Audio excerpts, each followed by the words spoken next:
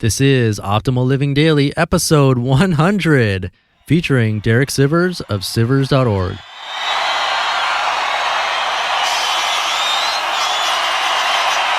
Get ready to maximize your potential with Optimal Living Daily, the podcast that brings you the best in personal development and productivity every day of the week. Your optimal life awaits. Now here's your host, Justin Malik.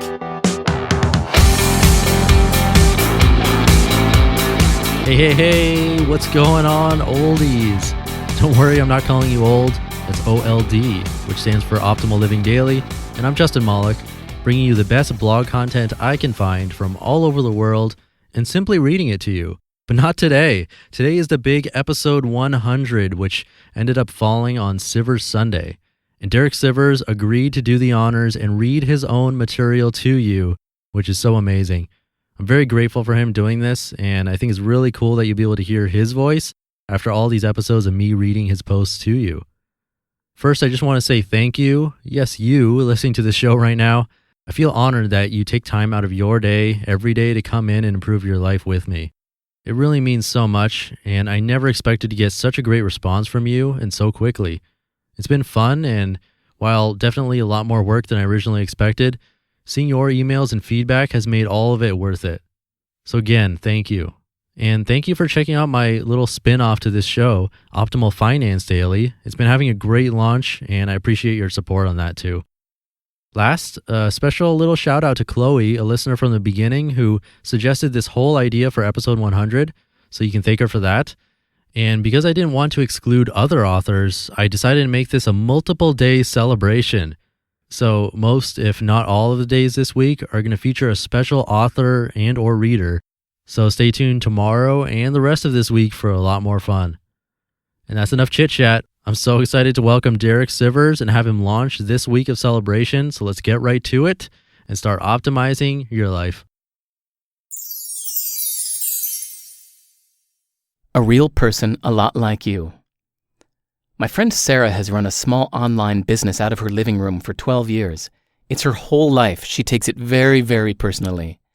Last week, one of her clients sent her a 10-page-long scathing email, chopping her down, calling her a scam artist, and other vicious personal insults, saying she was going to sue Sarah for everything she's worth as retribution for a mishandled account. Devastated, Sarah turned off her computer and cried. She shut off the phones and closed up shop for the day.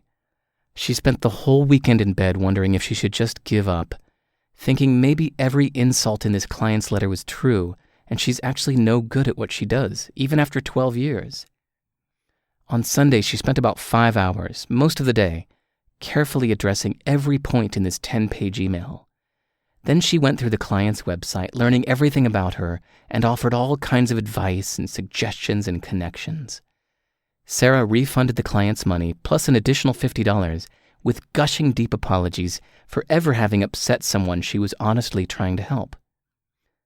The next day, she called the client to try to talk through the situation with her. The client cheerfully took her call and said, Oh, don't worry about it. I wasn't actually that upset. I was just in a bad mood. I didn't think anyone would read my email anyway. My friend Valerie was using an online dating service. She was half-hearted about it. She just wanted a perfect magic man to sweep her off her feet through divine serendipity. We were at her computer when I asked her how it's going. She logged into her account and showed me her inbox. There were 8 new messages, each one well-written, saying what the man liked about her profile, how they have a mutual interest in hiking, or that he also speaks German, and asking her if she's also been to Berlin or if she's hiked in New Zealand. I felt for those guys, each one pouring out his heart, projecting his hopes onto Valerie, hoping she'll reply with equal enthusiasm, hoping she might be the one who will finally see and appreciate him. She said, Ugh, losers, I get like 10 of these a day. Then she deleted all of them without replying. When we yell at our car or our coffee machine, it's fine because they're just mechanical appliances. So when we yell at a website or a company, using our computer or phone, we forget that it's not an appliance, but a person that's affected. It's dehumanizing to have thousands of people passing through our computer screens, so we do things we'd never do if those people were sitting next to us. It's too overwhelming to remember that at the end of every computer is a real person a lot like you, whose birthday was last week, who has 3 best friends but nobody to spoon at night, and who's personally affected by what you say. Even if you remember it right now, will you remember it next time you're overwhelmed, or perhaps never forget it again? It's about being, not having. Being a singer. Since I was 14, I was determined to be a great singer, but my pitch was bad, my tone was bad, and everyone said I was just not a singer. For 11 years, from the age of 14 to 25, I took voice lessons and practiced at least an hour a day. I was always the lead singer of my band, doing a few shows a week, getting as much real-world experience as possible. The whole time, people kept telling me I was just not a singer. I should give it up and find a real singer. When I was 25, I recorded my first album. When I gave it to someone who was a real mentor to me, he gave it a focused listen and said, "Derek, you're just not a singer. You really need to stop trying. Admit you're a songwriter and find a real singer." But I bounced away from that meeting unfazed. I knew I just had more work to do. At 28, I started noticing that my voice was getting good. I recorded a few new songs, and for the first time, I really liked the vocals. At 29, I had done it. After 15 years of practice and about 1,000 live shows, I was finally a good singer, at least by my own standards.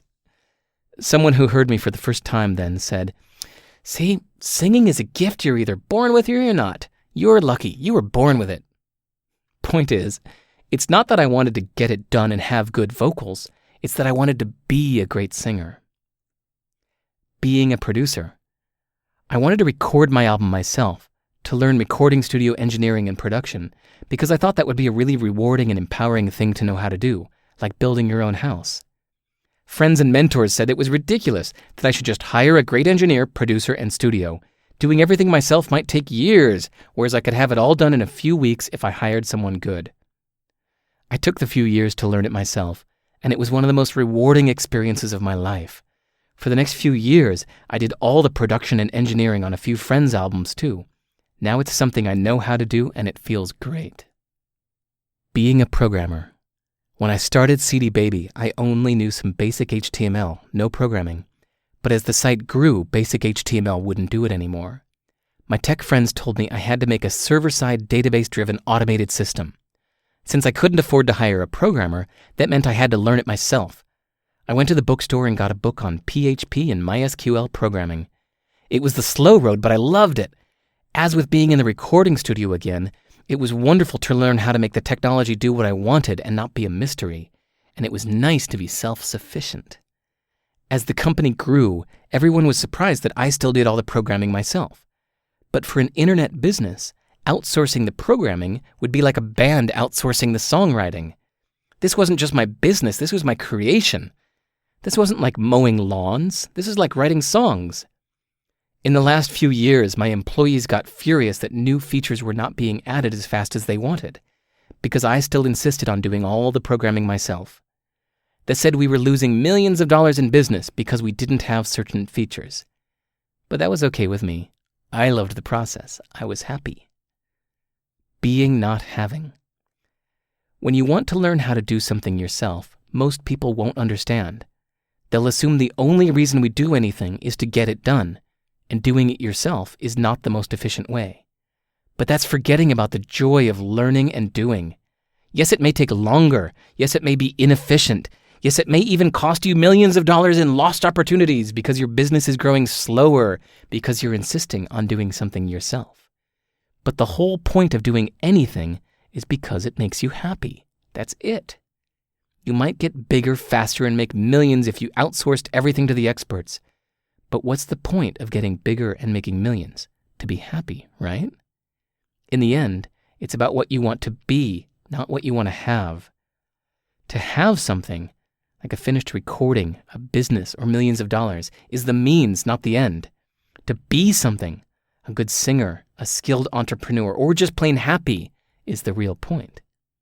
When you sign up to run a marathon, you don't want a taxi to take you to the finish line. You just listened to 2 chapters from Anything You Want, 40 Lessons for a New Kind of Entrepreneur by Derek Sivers. How cool was that? If you hadn't heard Derek speak before, is that what you thought he'd sound like? I definitely didn't the first time I heard him. He has such a unique voice and he's a pleasure to listen to. And I really enjoyed those readings, especially the second one. It's about being, not having. I think it gave me chills the first time I listened. And if you like those, definitely check out his book, Anything You Want. It's worth the read. And I'll quickly mention that this has been 100 episodes of free content, and I don't think I've had any sponsors for 90% of it, which means the show loses money every month. So if you want to help out, you can always become a patron of the show by contributing any amount you like over at oldpodcast.com. But if you're not in a position financially to do that, you can show your support for free by simply joining my weekly email list. It's a great way to show that you like what you hear and that you want another 100 episodes. So to join, you can visit the site I just mentioned, oldpodcast.com, or a really quick and easy way is to text the word optimal to the number 44222. You'll also be entered to win a free book every month, plus you'll get some extra fun stuff from me. And that's episode 100. It's bittersweet. I've been thinking about this episode since before episode 50, and I can't believe it's here and now over. But don't forget, it's a week-long celebration, so make sure you tune in tomorrow where I'll have another special author read a post to you. So I'll see you there where your optimal life awaits. You've been listening to Optimal Living Daily. Be sure to hit the subscribe button to stay up to date on each new episode and head to oldpodcast.com. That's oldpodcast.com for a free gift as well as more actionable tips and resources to help you maximize your potential. Thanks for joining us, and remember, your optimal life awaits.